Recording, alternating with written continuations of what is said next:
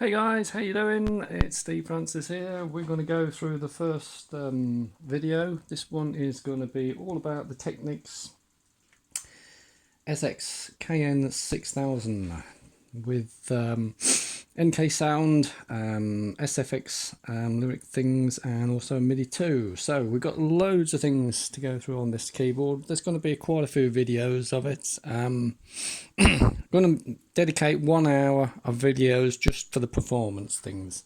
These are the performance pads.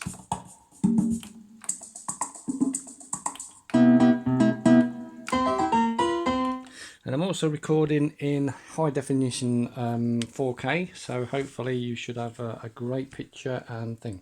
It's also on my head. I will show you that. So if you can see this, we've got a strap at the back. You can see the strap at the back there. I'm holding the strap back there somewhere. There you go. And that sits on my head. So hang on a minute. Put this thing on my head. There you go. That's basically what it looks like. Well, like something out of space. But never mind. That's what it does. We're on high definition, and hopefully everything should be coming out clear as a bell. So, without further ado, I've also got a backup for my phone if I need it. So basically, I'll just plug that one in anyway. Always best to have a bit more power as I'm sitting at the keyboard. So what am I looking at? We are looking at the PSR. No, we're not looking at. We're looking at Technics. This is the keyboard I play normally in my home studio, as well as them beauties. So this is the Technics. Now, as I'm playing the keyboard, some people see me playing the pads, but a lot of people don't realise how these pads work. So what I'm going to do is going to just take that cable off there so I can actually get a bit further. So I'm going to go close into this one. Okay, these are the pads. I might actually just have to balance this out a bit, but yeah, you can just about see them pads. Okay, so we've got 1, 2, 3, 4, and 5, and 6. Okay, simple enough. What else we got? We got the stop, we got the bank, and we got the auto settings. So basically what we got here, we got 6 little things. If I press the bank, automatically over on the screen, you can see that this one now has got all the settings that you can have for the for the bank. So we can start off with the first one, which is the effects. So number 1 is a countdown. 1, 2, 1, 2, 3. Okay. This should help people that's got the Technics and want to know a bit more about them, and hopefully it helps a lot of people to learn that's got these keyboards still. They've been out about quite a while. They came out in the 90s, and they came out to represent the Yamaha Taurus. The Taurus one was out at the same time, and it had all the 4 variations of each rhythm, same as that big one up there, the Casio. The Casio came out with the 4 variations. The 2 at the bottom, the 2 Casios, they've got 2 variations, so they're a little bit older, but they're all the same. That's basically the same range. So you've got the middle range professional, and top range professional. But then of course the Technics, they brought their little beauties out, and this one basically was the top of the range, this one at the time, and it's got 4 variations, same as the Casio up the top there. Like, so what do we got here? We've got a music style, we've got playing, there's loads of things. We'll go through all them later, but what we're going to do today is we're going to carry on, and so people that have got these effects can find out what they sound like and that, and it is truly amazing. I'm not running through any of the mixer, I'm not running through any of the 4 speakers around me, because it's actually in the middle of the studio, and the sound comes straight to me, which is fantastic. But I'm just using the speakers of what we got here. We've got 2 speakers here. We've got 2 mid-ranges, and we've got 2 tweeters. We've also, just under here, you can't see it, but where my hand is, I've just got a bass boomer. So what it is, it's just basically from the speaker outlet, comes down here, and it's all hollow, and that just gives you the more bassier sound like when you're playing. Okay, so what have we got here? We're going to go to this one. These are the pads. So we've gone through the first one, that was the voice. This one's the church. Isn't that fantastic? Love these keyboards. Okay, bird songs. That's great. And then we've got some waves. So if you want to listen to the waves, there you go. Look at that. That's waves. It's a bit wobbly on my head, but we're just getting used to things. In fact, if it comes up with a bit more, I'm just watching my phone. What I've actually done is I've got the phone at the back. Instead of a selfie, I've got it working off the back of the phone, so it's the better camera. And then it gives me an image. So if I squint my eyes right at the top of my face, basically, I can just about see what the phone's seeing. So I've got an idea roughly where everything is, and I can just point the camera to get the best pictures. It's a little bit fuzzy, but there again it will be because it's so close to me eye. So I'm just about roughly getting an idea of what the phone's seeing. Okay, so that's the bells. Then we have a thing called solo. Now solo is quite amazing because you've got a solo piece and in the major, and I've got a solo piece in the minor. So if I press the solo piece in the major,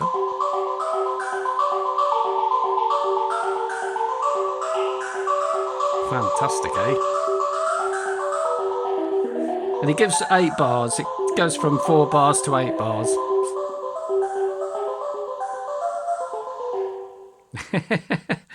Okay, so there you go. This one is the minor.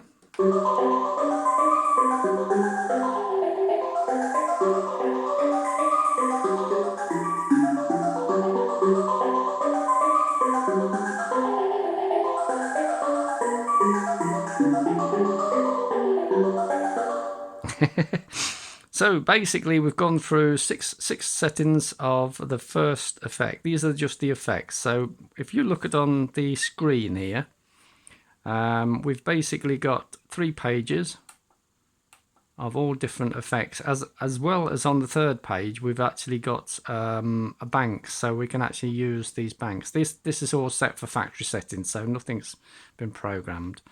But going through all the banks today it's going to take about an hour, and I hope you enjoy it. So we're going to the pop. What are we going to the pop? These are all factory settings. So if we go to number 1 now, we've got a nice strumming guitar.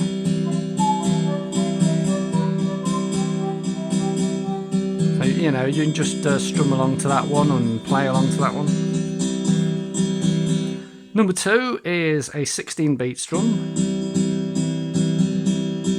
Bit of a Ed Sheeran job there.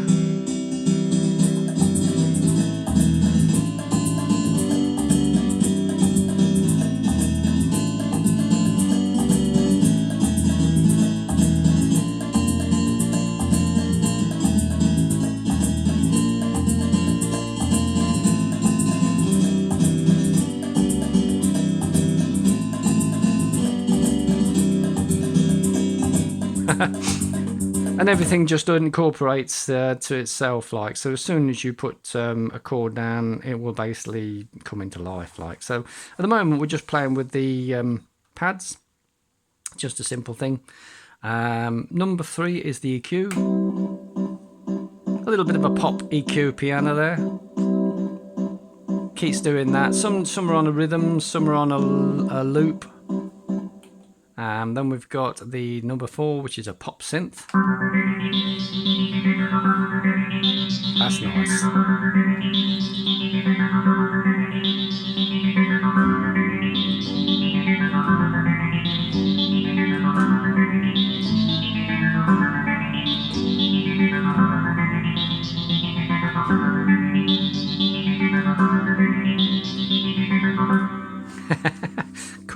Also, we've got the pop now synthesizer on the major.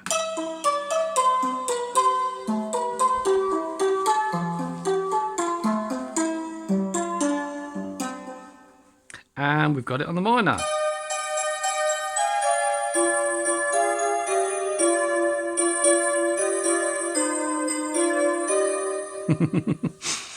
Okay, so that's the major and the minor. That's basically all that bank there. So if we go into the swing and rock, now we've got 6 variations of a different sort of version. So if we go to the first one, which is the funk guitar strum.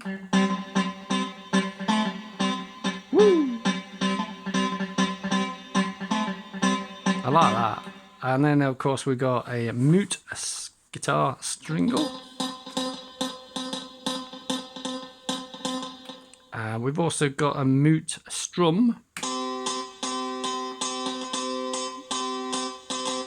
And we've got the folk guitar.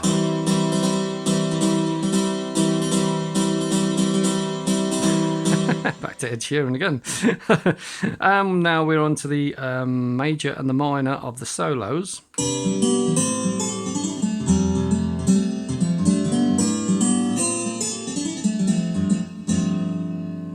Not bad sound, is it? Compared to, it's not actually running to the studio or anything. And we've got the minor.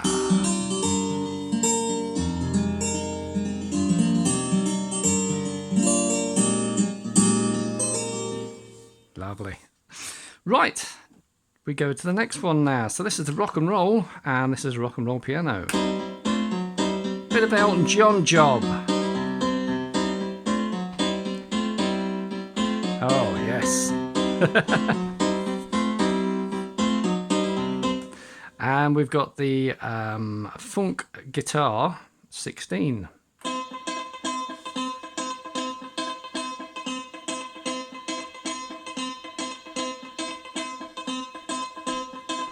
And then we got a rhythm and blues guitar. Oh, yeah. Nice one. And then, of course, we've got number 4, which is the rock strum.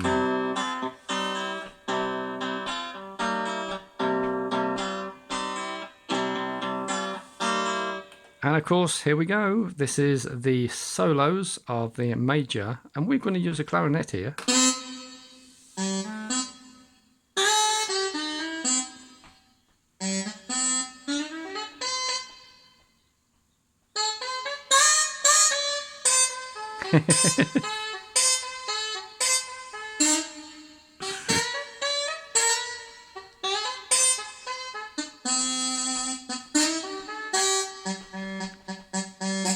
See, it's always 8 bars, so it does the 4 bars and then it changes on the second 4 bars. It will change a little bit different. So this one is the minor, and we've got a guitar doing this one.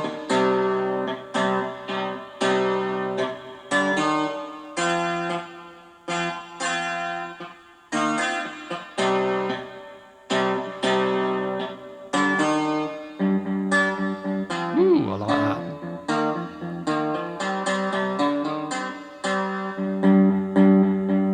Oh, yeah. Nice.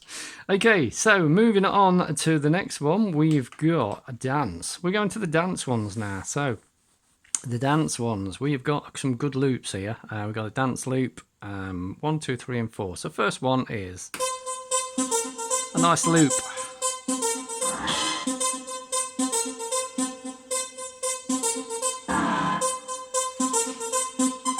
Regular viewers that catch me on the Saturday Night Live in here playing these, you'll recognise some of these sounds anyway. Okay, so number 2 is the whirl. It starts off gently and builds up to a nice crescendo, comes back down again on a loop. And number 3, I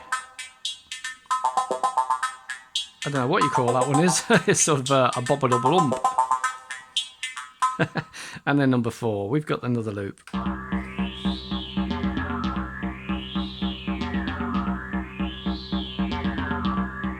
Nice. And of course, once you've got these going, you can actually put your chord down and then it will follow the chord.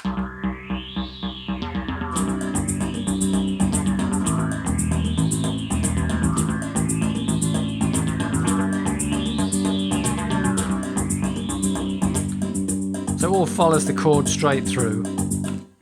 Another little thing is if I have that one on the bank, basically if I hold that one down, one touch button, that will set it up to whatever sound would sound good for that sort of beat. And there it is, it's jumped straight in. So anyway, back on the banks. That was the first one. That was a nice samba effect. No, hang on, we're on the wrong one now. It's jumped. Come back. So we go to the bank, we go to the dance. Yeah, that's got a nice loop to it. Anyway, so we are now on to number 4, which is the burr burr. And now this is one that you'll enjoy, this one. This one's the dance strings on the major.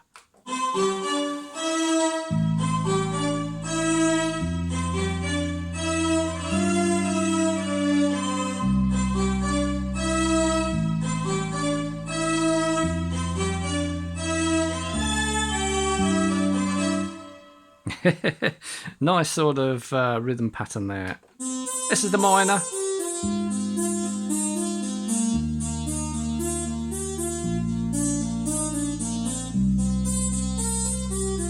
Does sound good, that. I'm sure that sounds familiar and all. I have to remember what that one is. Okay, going to the next bank, we are looking at the funk. So we are looking near here, and we've got some funky bass. I've got a stand-up bass, a stand-up brass. We've got a funky riff. So the first one is the bass. Nice bit of level 42 stuff there. Stand-up bass, or brass as we call it.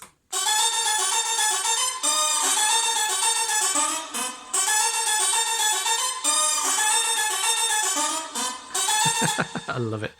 And then of course we've got the funky guitar griff.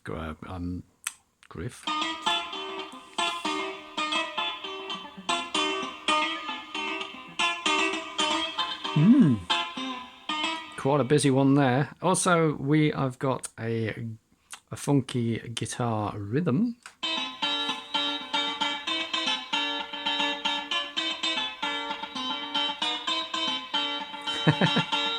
Nice.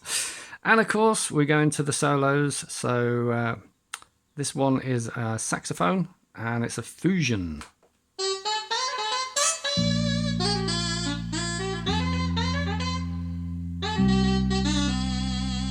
Whoa.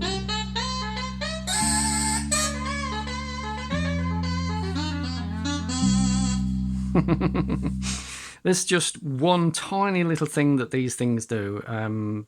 You can see why they were about £2,000 at the time, and that's back in the 90s, so that's quite a lot of money at the time. Okay, so number 4, which is a rhythm guitar. I like that. Number 5 we've done. Number 6 is the piano minio.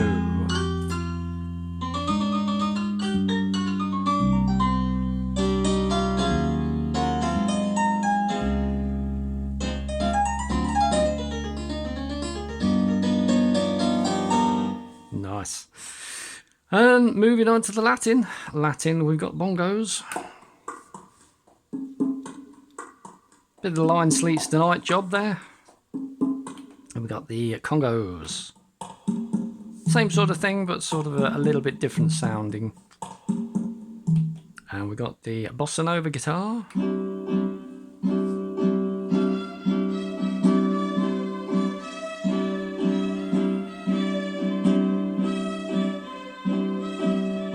See, you got that's how that would fit nicely. And we've got a rhythm guitar here. Or it's a rumba, actually, guitar. Rumba. Da, da, da, da, da. Then we got the begin, piano on the major. Oh, that's nice.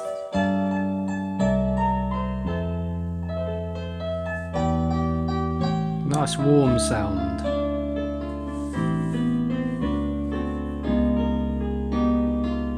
Very, very nice. Also, we are running into the minor of the begin guitar, piano.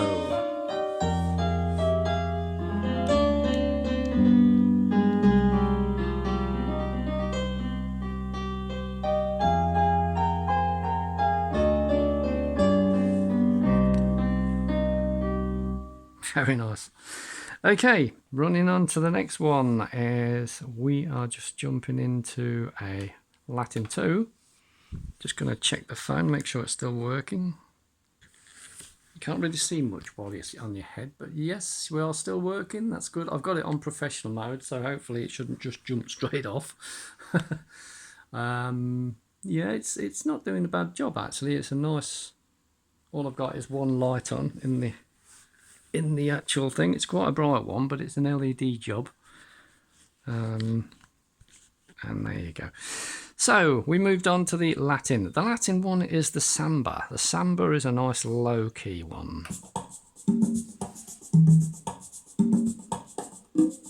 Nice. And also we got a high key version of that one with a hi-hat. Very good.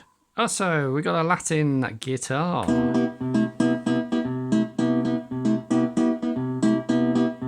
Nice. And a salsa piano.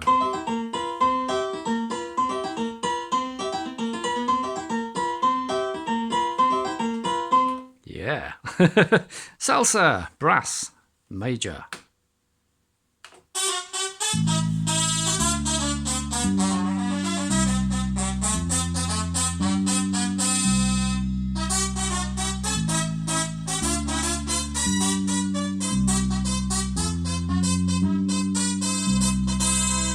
Nice one.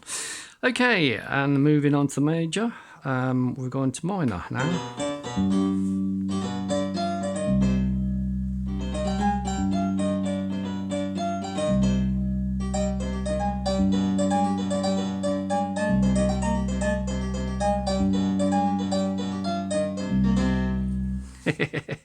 Love it. Okay, yeah, I mean, back in the 90s, these were about £2,000, I think, when it came out. You can pick them up now for 600. The prices have come down a little bit, I must admit, but they are still staying quite high. I've seen some in the thousands still. God knows what this one could be worth because it's mint condition, so it would be in the highs. But I'd never going to sell it anyway. None of those. I'll keep them and all, because there's two things really. Because they're 40-year-old keyboards and they're immaculate. And this one's, well, all my keyboards are immaculate, in mint condition. It puts another price on them, but basically I'm never going to sell them anyway because they are unique. You just can't get these sort of keyboards around anyway. If you can, they're probably worn out or been badly managed. Very rare you find some good quality ones, and these are spot on. As I say, this one was in 20-year in a box, 20 years in a storage, never came out. So by the time it came out in the 90s, 2000, I had it in 2010. It's virtually brand new, like, and that's why I love it. I very rarely take it out now so much. It might go out every now and again, but very rarely, because I've remodified my stand it used to stay on, and my disco booth. It's been brought down smaller, so it now fits on for the PSRS 500. So that's a lighter keyboard that I can take around. I actually take that one around for the open mics. Because it's lighter, and this one used to be very heavy to take out. They built really well back in the 90s. There was no skipping. Things don't break. They last for hours. Same as these. These were made properly. You didn't have flimsy little silly little pieces of plastic that's going to break. And the manufacturers actually make them so small now that they actually do break, because then they can keep selling them to the customers. Back in the days like these, they wasn't thinking about ripping the customer off, like they was thinking more about looking after the customer, getting the good sort of feedback and that. So they made real good quality, top quality stuff, and it goes on. I mean, you're looking at keyboards now, 40-year-old, 30-year-old, and they're still going fine. You look at these modern things, if you touch them or catch them or anything, they'll break. And this is one reason why I will not have modern keyboards, because that's why they're going to you daren't touch them because they're going to break, and then if you've got to go and fix them, then of course it costs a fortune and that. So no, you can keep your bloody modern keyboards. I'm happy with these. These are ideal, and the technology is built better than the modern stuff. The modern stuff was now built cheaper and cheaper and cheaper and cheaper, and of course you're losing quality. You're not going to have things that's going to last because you're making something that fitted to a connector like that, and it was probably that thick. Now it's probably a quarter of that thick, and of course the slightest movement's going to break it. So yeah, no, I'll keep the old stuff. They're made to last, and they still do, and they sound better. They've got a better quality sound and all, not too tinny or anything. Because one thing was that back in the 90s they sampled these sounds. They didn't digitize them, they sampled them, so whatever sound you're hearing is the real sound, been digitized and actually enhanced, so you've got everything there. Like, these are amazing bit of keyboards though. Even back in the days, you've got studio controls on them, you've got loads of things. I will go through all the other bits and bobs, but there's so many things. If I go back here, you see you've got a full range of all your sliders. You can change your sliders up and down. You can and you can see them. It's not one of these multi things where you've got to go through different banks to get to different things.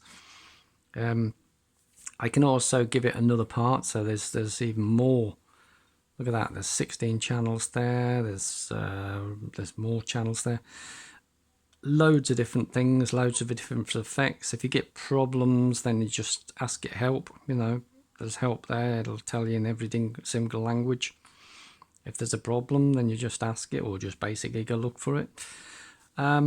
So many things that this keyboard is capable is just unbelievable. And this side is the rhythm, this side's are the sounds. These are the effects. These are the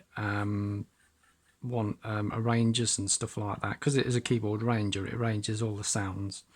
Synthesizer just has one thing, it just synthesizer sounds. This thing is an arranger, so basically it's got synthesizer and everything. We've even actually got a sound modular control.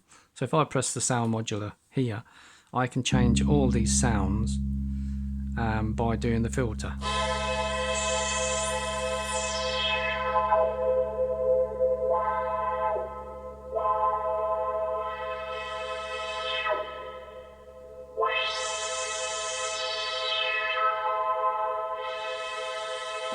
And of course you can reset it again, and then that takes it back to the beginning, right into the sounds there. But it's all even if you press the module, you've got so many different things. Even in this synthesizer, you can pan.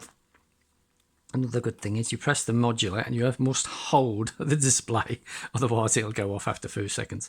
But yeah, you've got reverbs, you've got choruses, you've got pans, you've got reverbs, you've got pans, sounds, and DSPs. Well, DSPs are the digital sound effects. You've got envelopes, which is what on synthesizers, pans and brightnesses, and you've also got the proper filters.